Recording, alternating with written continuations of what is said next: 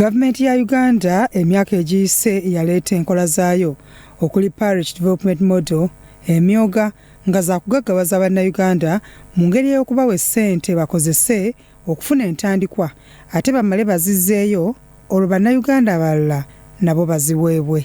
Enteekateeka zino ziyambye nnyo abantu bangi okwetoola disitulikiti ez'enjawulo okuva mu bwavu, kyokka ate era wakyaliyo ebitundu nga bannayuganda be bamu tebafunanga mukisa kufuna ku ssente eza Parish Development Model n'ez'emyoga, nga kino kibaleetedde okulowooza nti oba oliawo wandibaawo ekitali kirambulukufu mu nteekateeka mu bitundu byabwe.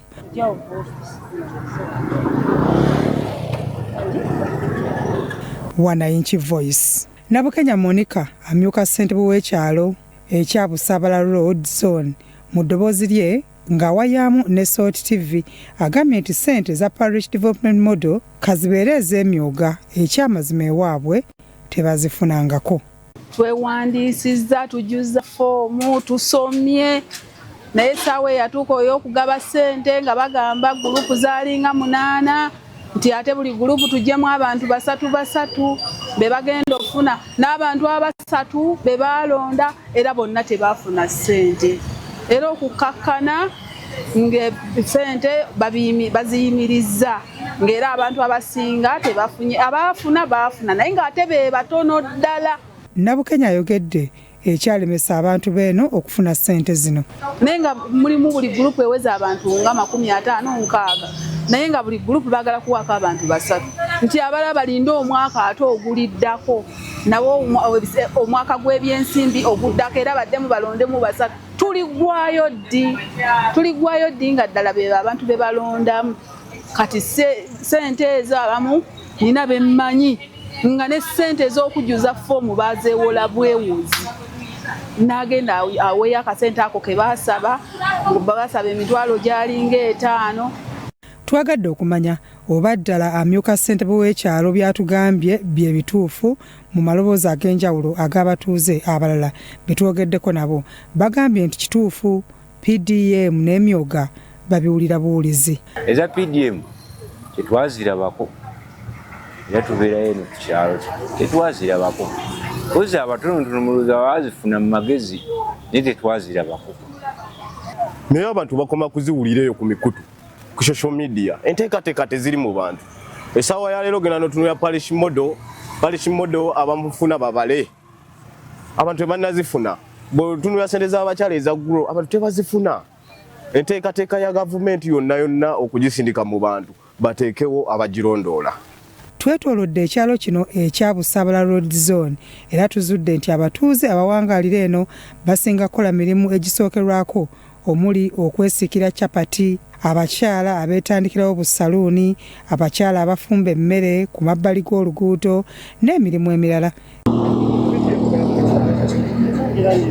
Ekitegeeza nti bano be bamu ku batuuze abagwanidde ddala okufuna ssente zino okusobola okweyambayamba nabo bongera okukulaakulana. Ssemboga Dirisa ayogedde ekizibu ekyabalemesa okuganyulwa mu ssente za Parish Development Model. Wano PDM amufuna mwana wa gundi. Okiraba aho benyine babakwasa PDM bo balina bantu baabo wakiri amujja mu kyalo nga amunako oluganda n'amuwa PDM naye nga wano ku kyalo tamukoze eki tebamuwadde. PDM wano yalimu ekikono kingi.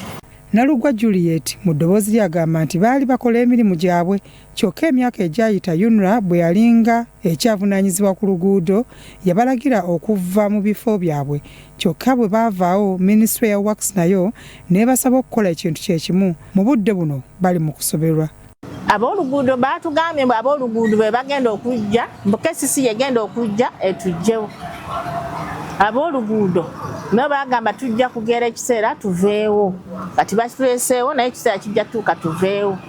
Kati simanyi oba baluguudo bagenda tujjawo kati oba KCC naye ng'ate twabadde mu lukiiko baatugambye nti KCC bw'eneebezze bagenda kutumenya obubanda. Kakati oluguudo lwazzeemu okukolebwa bagamba okuvaawo tebalina kye balina. Kati KCC Works batandise okukola oluguudo oluva ku Shell Cars ekibuye okuyunga ku lw'Ebusabala ne babalagira baveewo ng'omukono ogw'ekyuma tegunnaba kubatuukako. Bano era mu maloboozi gaabwe beebuuza ki ekiddako mu bulamu bwabwe. Tubayitirivu nnyo abamenyeddwa naye kati gavumenti abantu abo bagenda kulagawa. Abantu abo bangi. Abantu abamenyeddwa ebintu byabwe bangi mubasaasireko nabo. Era mugenda basayira magezi ki nga gavumenti abantu abo basayide magezi ki nga gavumenti. Kati wano simanyi kubanga bagenda tusasula bino ebintu byaffe buno bubanda ne batubalirira nga bagenda kubusasula. Era netugenda netubisayiningira netujjuza empapula netubisayiningira ne batugamba tebasobola kubijjawo nga tebanatusasula nate kati batugambye tujjewo obubanda buno kesisi bwejja tukkirize bajjewo obubanda nate nga tetusasuddwa ne ssente zenyini ezigenda okubujjawo tetuzirina wakati ono baali baŋŋambye okumpa miliyoni 5. Mu kiseera kino bw'oyita ku luguudo luno emmotoka biweetiiye by'otuusako amaaso era bo bakontrakita bagenda mu maaso n'okukola emirimu gyabwe kyokka bo abatuuze bali ku bunkenke okuvaawo nga tebasasuddwa. Tewali kyagenze nnyo mu maaso just kujja ne bayisaamu ekimotoka ne basima emyala ne bapaakinga. Bakola mpola gonga amazima. Naye nga tukyetaagira ddala tetukivumirira naye twagala balukole luwe.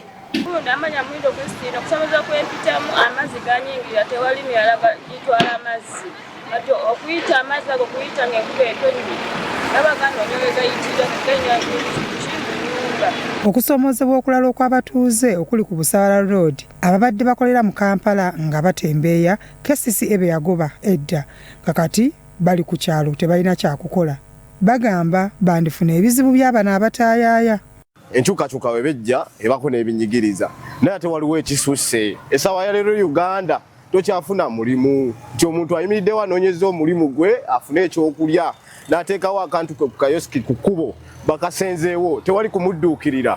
Gavumenti bw'oba ogyewo abantu dduukirira abantu nti omuntu bw'oba omugobye ku kkubo baako ne k'omuwa atandikireko naye omugobye ku kkubo agenze bugenzi be bantu abagenda okubba abantu babbe piki z'abantu abantu bagende mu byalo batte abantu.